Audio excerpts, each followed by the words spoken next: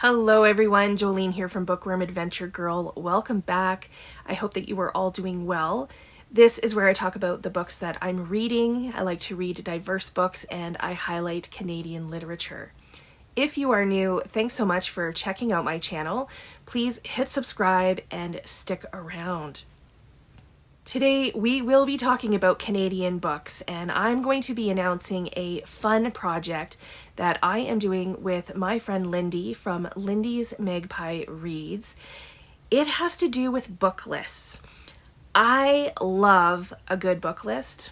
All of the top 10s, top 100s, best of the year, best books of all time, book prize lists, the long lists, the short lists. I am always here for all of the book lists. I like to see how many I've read, how many I want to read, how many I've never heard of. I love all of it. And the Booker is taking over BookTube by storm right now. And people are pouring over the long list. They're figuring out the stats. A book list is just so exciting. And many of you know that the New York Times recently put out a list of 100 best books of the 21st century. The list was voted on by 503 novelists, nonfiction writers, poets, critics, and other book lovers, as well as staff from the New York Times Book Review. And this list has had a lot of attention. I had read 18 from the list, and there was 32 that I want to read, and many of them are sitting on my shelves, so I will get to them. The New York Times also shared some of the authors' top 10 lists, so authors who had contributed. And I love that they did this. First, it was fun to see who had contributed, but also to see their own personal top 10 list. I'm sure there's probably a reading project in there somewhere. But Stephen King's list was great. And there was 4 of the books on his list that made it into the top 100. Min Jin Lee's list, also great. 5 of the books made it to the top 100. I was interested in seeing Sarah Jessica Parker's list. 4 of her choices also made it to the top 100. 6 of Anthony Doerr's top 10 made it into the final 100. Marlon James also had 6 of his choices make the top 100 list. John Irving, one of my faves, as you all know, had an exciting list, but none of them made it into the top 100, which in some ways is disappointing, but I was also just excited to see his top 10, with a few that I had never heard of. And also nice that he did include a Canadian novel. Anne Napolitano had 8 of her top 10 make the list, which I think is so impressive.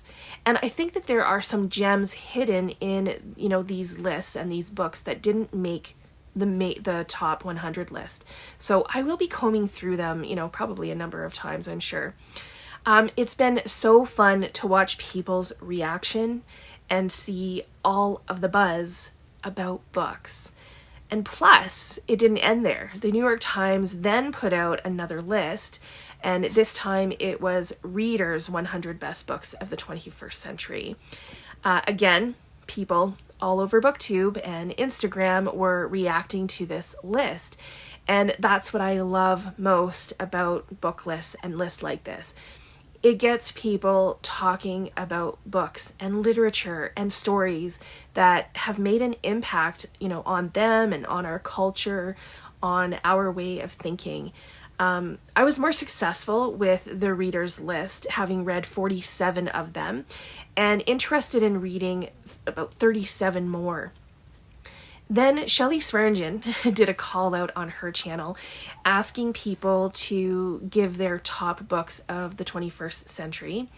And she compiled all of that information and gave a list of the top 76 books. So this was another great list that did include some of the same books, but there were a lot of books that weren't on either of the New York Times lists. So I always think that that's pretty interesting. I will leave links to all of these book list that I'm talking about below and to Shelly's video. So if you haven't already checked it out, please do. It got me thinking. If you've been around for about, a minute on my channel, then you know that not only am I Canadian, but I do read a lot of Canadian books, Canadian literature, Can Lit.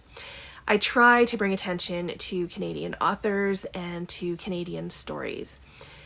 After the list came out, I read an article from the CBC, which I will link that article below as well. And according to this article, 5 books on the New York Times list were Canadian books. So 5 of them. Outline by Rachel Cusk, which I haven't read, but I might own it. Station 11 by Emily St. John Mandel, which did make a big splash, especially, during the pandemic. It's an excellent novel. The Years by Annie Ernaux, and this is translated from the French by Alison Strayer.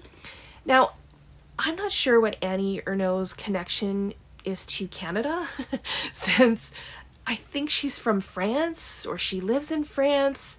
I just thought she was from France, but I could be wrong. Alice Munro had 2 books on the list, Runaway and Hateship, Friendship, Courtship, Loveship, Marriage. So these 5 books got me thinking. If I were to only choose, 5 books to represent the best books from Canada in the last 24 years at this point, would these 5 books make the list? There are Canadian books in the readers list from the New York Times, and the list that Shelly compiled as well. So that was really good to see, but it just started me thinking, what Canadian books would I put forward as the top books of the 21st century, at least so far? Then I talked to Lindy about this idea of riffing the New York Times best books of the 21st century, and maybe we could do it Canadian style. And the idea seemed big, so I wanted, some backup. And Lindy not only knows Canadian literature better than I do, but she has a lot of wisdom. And I'm so glad that she agreed to be part of this adventure. So this is where we need your help. We need your help to make a best Can Lit books of the 21st century list. So I will leave a link to a Google form in the description box. And again, a huge thank you to Shelly for having, an example for us to kind of help us out. The form will ask, basically, what are your top Canadian books originally published between 2000 and 2024? Now you can pick up to 10 titles. You can list them in any order. Please include the book title, the author, and translator if applicable. You do not have to be Canadian to do this. You do not have to be a booktuber. You just have to have a love for Can Lit. Now I am going to tag a whole bunch of Canadian booktubers as well, probably over 30 of them, just to get some Canadian vibes going. So please give them a follow if you haven't already done so. On the form, there is an option for you to let us share your list publicly. So why is this there? It's along the same idea that the New York Times put out, for people's favorite authors, top 10. Because if booktubers or authors, give us permission, so we do ask for permission to share their list, then we might be able to make that happen. So this would be a way to see who some of your favorite booktubers and favorite authors, put forward as well. When I saw Lindy's list, Lindy and I put our list together, I was so excited because between the two of us, we had 20 different books and 20 different authors. And it was already, so exciting, so diverse with just the two of us. So you can imagine what this list will be like with everyone participating and putting their top books forward. My hope is that after this information is compiled and the list is revealed, we will have sparked some really good conversation about Canadian literature, Canadian authors, and Canadian stories. So we are going to leave the form open for your submissions until 11:59 p.m. Pacific time on Sunday, August the 11th. So please have fun with this. Make your book list, share it with us. Lindy and I will be sorting through all of the, details and the submissions, and then we will eventually share with you the best can-lit books of the 21st century. I can't wait. I can't wait to see what ends up on this list. So let us know, what do you think of this idea? Will you be participating? And what books do you hope will make this list? I look forward to chatting with you in the comments. As always, thank you so much for watching. I hope you enjoy the rest of your day, and don't forget to make every day an adventure.